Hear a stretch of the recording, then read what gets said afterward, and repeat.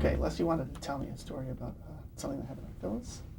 Well, I was just wondering, I actually brought it because I was wondering if you had heard about it. On Phyllis, we were saying before, Phyllis was working for a city councilman in fictional city supervisor in San Francisco. And we were working on a scene, Glen and I and Michael Leeson, who was the producer at the time, were working on a scene late one day under the gun, so we had to come up with some material, and we were writing about, they're talking about some other supervisor on the council who is having an affair, cheating on his wife. And so we needed a name for the supervisor, and so I just cast around and came up with, I think it was me, it doesn't matter, with Mendelsohn, thinking about maybe I'd heard somebody there. At any rate, it went on the air, and it was so close to the show. I guess we shot that afternoon, that evening, and we didn't have time for research to check it out. Well, it turns out that there actually was a supervisor, Mendelsohn, in San Francisco at the time. It's the most unbelievable. Happily married, or so we thought. And it went on the air. We had to then the next week, Cloris had to record an announcement apologizing profusely to this guy, and very embarrassing because we had just started out really as producers, and we still felt like, our next mistake was our last in this business, and we thought that was. How did you find out? I think we were contacted by him. Got a phone call the day after the show was on the air. The one show he was watching. Probably never watched Phyllis at all. And what a name, Mendelsohn. How many? Yeah, it's not. But. So we were talking about MTM at the end of the last tape. And can you tell me who was running the company, and how did that lead to the atmosphere that was there? Oh, I was talking about Grant. Grant was our daddy up in his office, and he was, I think, to a large extent responsible for MTM and the mood and the productivity of that organization because of his support of writers and producers, the way he protected us from networks and studios, and the way he let us do what we wanted to do. He would sometimes question you about some decision that was being made, and once you would explain to him why you were doing it, he would say, fine, if that's what you want, that's it. And we were lucky enough not only to serve under him at MTM, but then later on when we brought Cheers to NBC, couldn't have worked out better that Grant stepped in as head of the network. So on something like a Phyllis, was he the intermediary between the network and you, or did you have to deal with the network as well? He was always there. I'm sorry. For the most part, he ran interference. It was a very insulated environment for writers. I mean, you're free to do whatever you want. Yeah. As Lance was saying, he very protective. And he was obviously very well respected with all the shows he was providing for mostly CBS at that time. And when Phyllis left the air, what was your next step? Well, we were torn between a couple of at that time. Then we suddenly found more than one job offer, which is a refreshing change for us. From none to more than one is a huge step in a career. We eventually decided to do the last year of the Bob Newhart show, produce that show because we had always loved it. It was another one of the shows that got us into the business in the first place because we admired the writing and the acting. And we originally wrote a spec script for Newhart during that period when we were writing for virtually everything.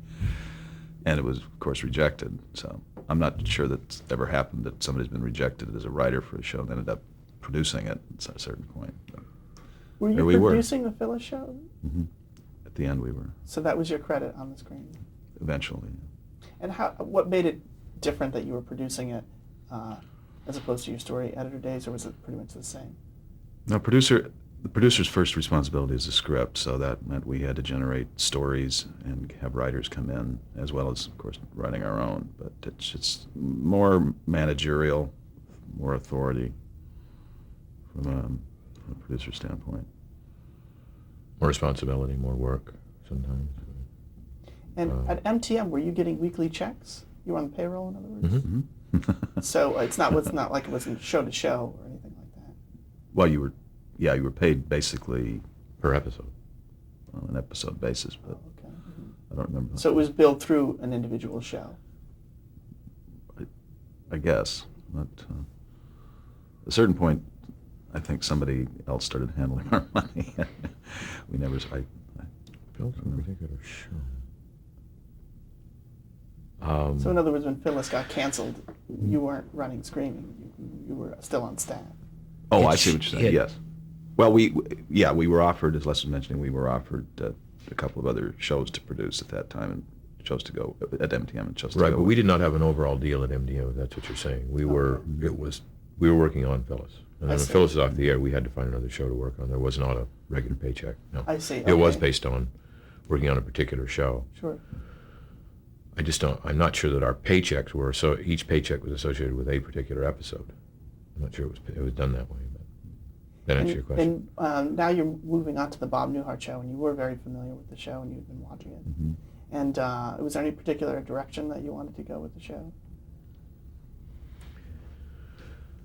No, not necessarily. We knew it was the last season. That was a foregone conclusion because Bob had tried to end the show. He had tried to retire from that show the year before, and the network came and said, "You can't do that. You have a deal, and it's going to cost you millions of dollars." And so he said, "Okay."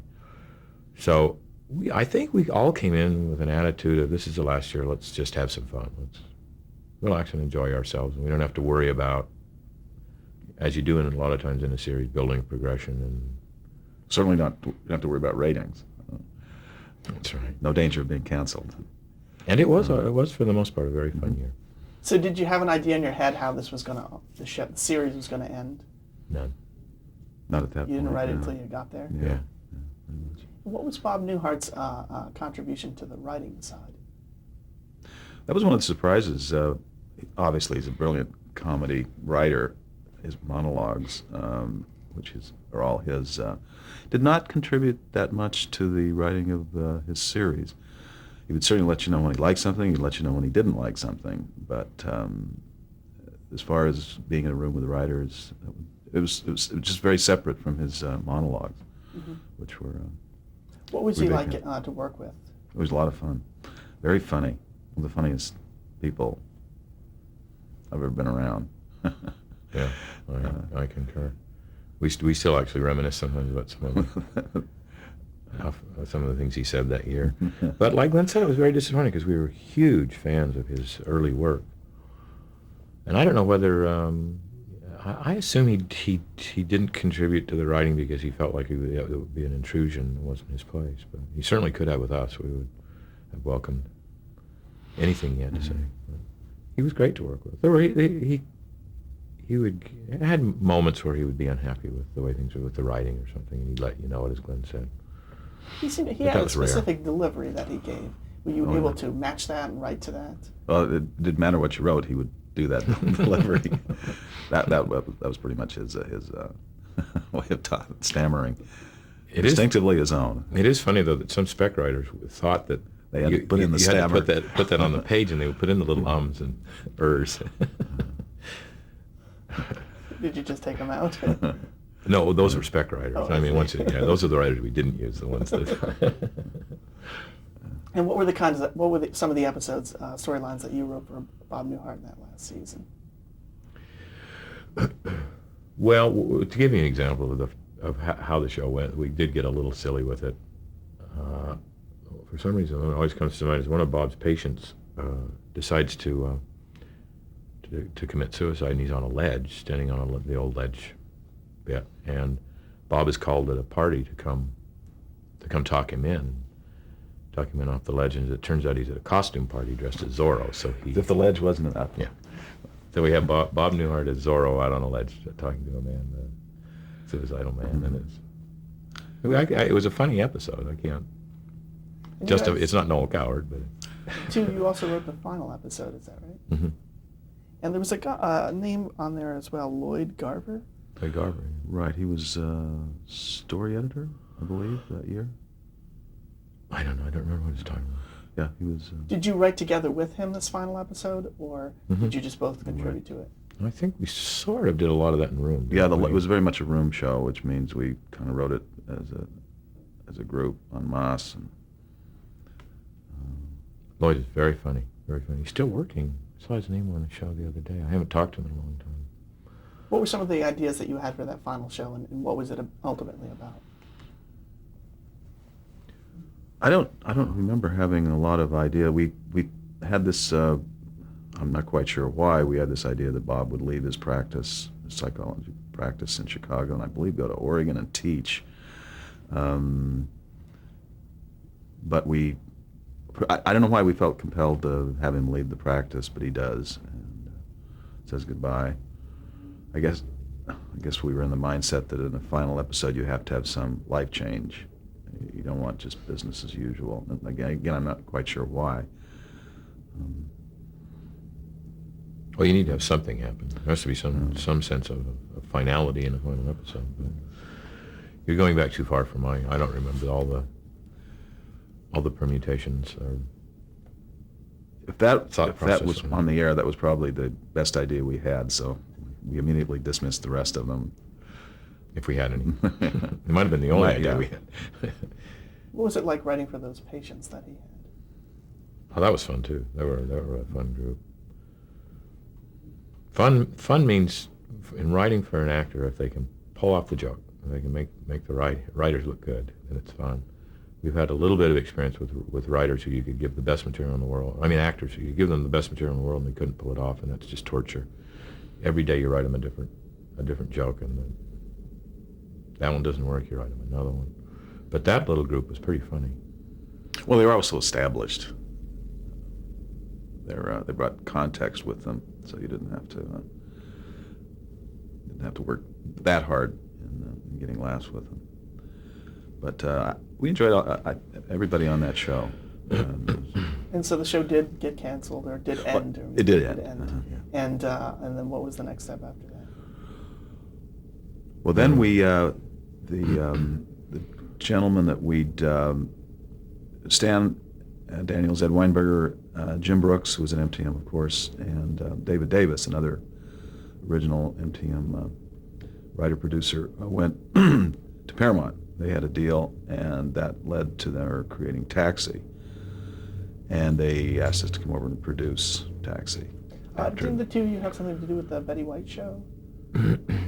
No, that's what I was referring to earlier. But when we were, when we came off of Phyllis, we were offered both the Betty White show and the Bob Newhart show to produce both. Oh, I see. Ed and Stan were just creating the Betty White show at that time. In fact, we wrote a couple of episodes for the Betty White show, but wow, we just ultimately decided that we wanted to go with Bob Newhart just because, like we said, this long-standing love for Bob and the show, and it had been one of our guiding lights, so to speak. Okay, so I see that's why your name is attached to Betty White show. You did a few episodes.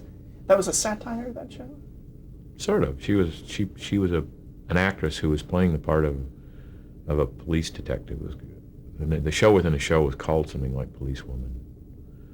So it was a show business. It was a show about show business, and had its moments. There were some funny episodes, but didn't quite make it. I think that was another one season show. And during all this time, when is the first time that you met James Burrows, and what was your opinion of him? What did you think of him? We met him on Phyllis. He directed an episode of Phyllis. That's where we first encountered him. And seemed affable enough. We had no idea what the future held. But if somebody would have told us what was going to happen eventually, I don't think we would have been terribly surprised. Jimmy gets along well with everyone, and I think that's part of his talent, part of the reason for his success. He can communicate with actors, which is very, very difficult sometimes. And he can, of course, contribute with writers. So he can carry the good and bad news back between enemy camps. And then when we went to do Taxi, he was sort of the in-house director on Taxi. But all along our careers are sort of on a parallel track. We had started at MTM at approximately the same time. We were roughly the same age, roughly the same level in the pecking order. Same people yelled at us, called us the same name. What was it about him that you seemed to work well together? Well, I think once again we like I was saying earlier about Glen and me, I think we had a similar sense of humor with Jimmy. We all laughed at the same things. We all liked the same shows. and it had a communication based on, again, a generation thing. A lot of the people we were working with at that time were older than us and had different kind of cultural references, but we were Dylan fans, for instance, and et cetera, et cetera.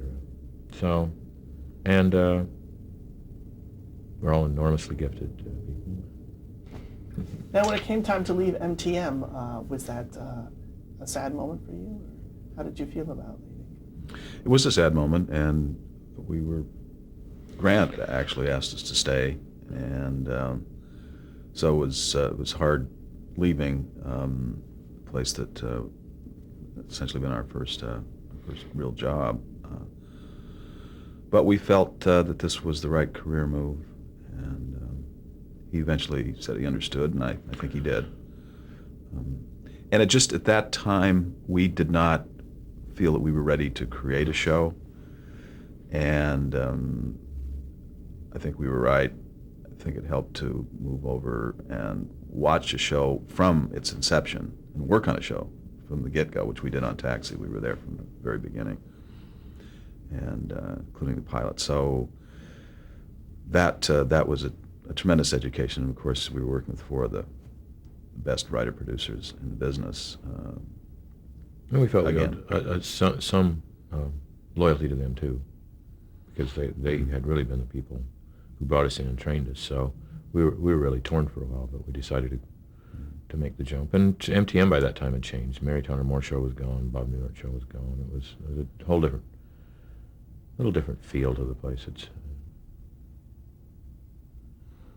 it just seem like it was time for you to move on? Well, we weren't sure. It was a very tough decision. It wasn't. I can't say that we had an immediate instinct this was the right choice, but we finally did decide to take that chance and go with Ed and Stan and Jim and Dave. Where did the idea from Taxi come from? I think it was based originally on a magazine article. And when the two of you were hired by the creators? Right. And what was going to be your job? Producing. We were producers. Which at that point meant head writers, and we were pretty much responsible for all the scripts. On that show, we did, usually at the beginning of every year, get together and pitch out stories, general areas where we wanted to go. The interesting thing about Taxi was that you had so many different kinds of characters, very heterogeneous show. I mean, going from the Judd Hirsch character, a very, very real character, rooted in reality, a divorced man driving a cab way beneath the station. That was a series that was very different from a series that would have Andy Kaufman as Latka, this come from this fictitious country and speaking gibberish all the time. I mean, and then having multiple personalities. Yeah. I mean, it's fun. It was fun to write for in the sense that there was a lot of variety. But as an audience, I wonder how people would react to that, not knowing what you were going to see. There was a tendency to go from very broad to very, very real with Taxi. For someone who had never seen it, what is the show about? I think I'm not quite sure. I think that's what I'm saying. The variety of characters. Obviously, it's about a group of losers that are. I thought it was very much a family show. That these people have a substitute family. They don't really have anything going on at home, so here they are in this dark, dingy garage in downtown Manhattan, and they have this bond. And I think it's about that. I think it's about losers who won't acknowledge they're losers because they at least have each other. I enjoyed writing for Taxi. I thought it was a good experience. Very funny people on that show. Oh, no, there's a Reverend Jim. We've forgotten him. There's another. We used to say that as Glen is saying, that whatever character you went to was a completely different kind of series based on what character was at the center of it. And I think another thing that defined Taxi, of course, was that everybody except Judd Hirsch's character had a desire to be something. They all had an ambition. One wanted to be an actor. One wanted to be an art dealer. They all had these grand dreams, and here they were stuck driving a cab. Yeah, it's not like they were only doing this. They did have their own dreams, I guess. Right. Oh, And yeah, one wanted to definitely. be a boxer. Actor. And the continuing sort of story is that every once in a while one would seem to be just about ready to make his big break and then fall back again. It's really a show about hell, I guess. Could any of them ever make it, or? Bobby finally made it out and and then he got a job. What was it? Job on a soap or something, and then he lost that. No, nobody actually ever made it. It never happened. Now, what was a typical work week on Taxi like? Long. Yeah, very long. What we mentioned earlier about Brooks and Weinberger Daniels and David Davis, about them not ever thinking a script was good enough, was even more intensified when they were doing their own show, and we were kind of in the middle. We'd have to please both them as executive producers and, of course, be responsible for the script on stage, making sure that was working. And sometimes the script we thought was working, and they would all of them would come along and say, "No, we got to change this." It was, I think, working as a producer on Taxi was more difficult than running everything on Cheers, because it was our ship, and if we hit an iceberg, that was our fault. We would do something about it. But on that show, we really weren't totally in control. So it was difficult. It was. I'm glad we did it. There were moments of where I really enjoyed it a lot. There were moments where it was kind of agonizing. A perfect example is that one time we were on the stage watching a scene that we'd written, and Jim Brooks came to see it for the first time. And this is in rehearsal, scene went very well, lots of laughs, everybody was happy, and the scene ended, and Jim Brooks says, "I think I can fix this." Was there a lot of Which means that I personalities think in terms of the writers, not just the actors? Was there what? A Definitely. lot of different personalities you had to juggle? Boy, Yes. yeah, Yes. a lot. And this was another place where our relationship with Jimmy kind of got cemented, I think, because the three of us could share that frustration about how hard and rewarding, but how hard it was to work under these guys. And You think it we're was all tricky getting because it was battered. 4 creators? Normally there's not quite that many. Right. Mm-hmm. And there were friction between the 4 of them too. That was not always a perfect honeymoon. Jim Brooks was at that time just starting his movie career, and so he would be gone for periods of time and come back in and be unhappy with the way things were going, not only with our contribution, but some other people as well. But in any case, David Davis, didn't he leave the show? he did. What were the circumstances about that? I don't recall the exact circumstances. I think he was concerned about his health. Obviously been in the business a long time, and it takes its toll. Producing a weekly television show, especially when you make the stakes so high that this has to be the best thing ever. Can be, And can you talk a little bit about that opening title sequence that's so famous, and how did that set the tone for the show? You're talking Taxi? Yeah, Taxi's title sequence. Yeah, speaking of David Davis, Dave was the one who put that together. They had originally had a completely different main title. They had shot something where they took the cast, I think, to New York City and shot them in various different places and did sort of a cinema verite of these people sitting in a coffee shop and stuff. So something, I guess, they had in mind something like what eventually they did on Saturday Night Live, that kind of a look. And Dave Davis was putting it together in the editing room and just decided he didn't like it for whatever reason. And he happened to have a piece of film that they had shot while they were in New York of the taxi driving over the bridge. And he just decided to try that with some quiet music, and everybody thought it was so unusual and so counter to expectations that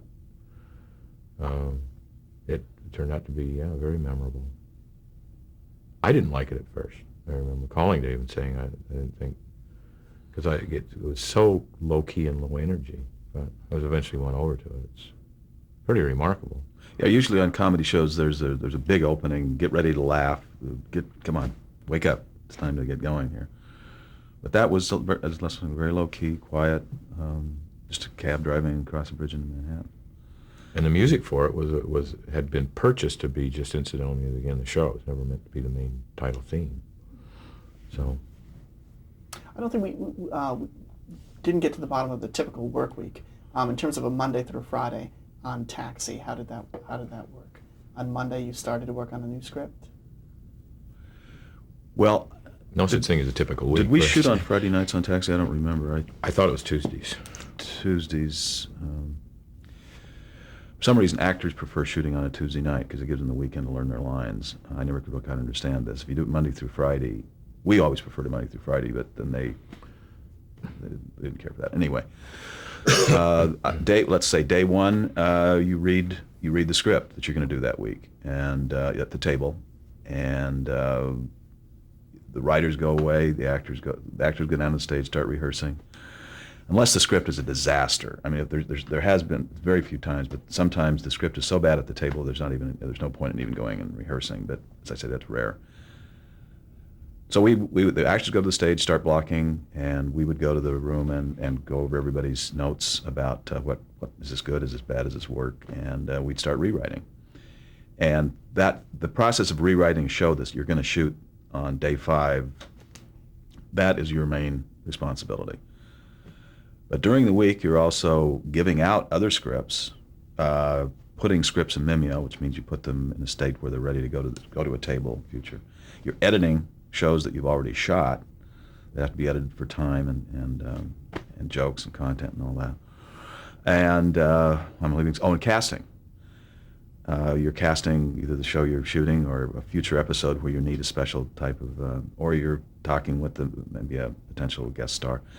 So it's... Or you're working on wardrobe, or you're working on sets. And every script has to go through 3 or 4 stages. You have to an outline, then a first draft, second draft, and then the Mimeo. No wonder I'm so tired.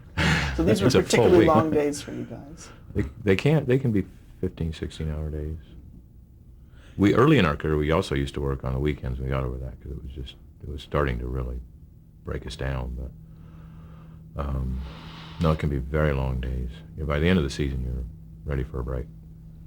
And so the show that you would be working on that Monday would already have been written by it. You would have signed it already. So you'd be looking at a first draft already. Well, the show that you read at the table has gone through a first draft, outline, first draft, second draft. And then after the second draft, the writer is officially through in terms of your contractual connection with it. Then, as producers or head writers, you put that script in its final form in what we call Mimeo, and that goes to the table. And then the whole process starts it's on the stage that week. And by the way, sometimes if the writers aren't doing a job properly, or there's just a flaw in the story, at every one of those stages you can be almost totally rewriting that script.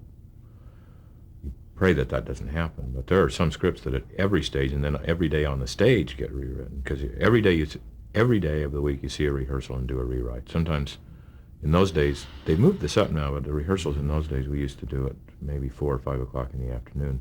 The actors then go home and the writers start to work on the script, and if it's a heavy rewrite, you can be, at the worst, you could be there 3 or 4 in the morning turning it around.